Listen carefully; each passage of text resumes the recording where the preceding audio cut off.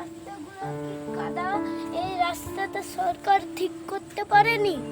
আর অনেক কষ্ট হয় এই রাস্তায় দিয়ে যেতে, যদি যেতে যেতে পিছলে পড়ে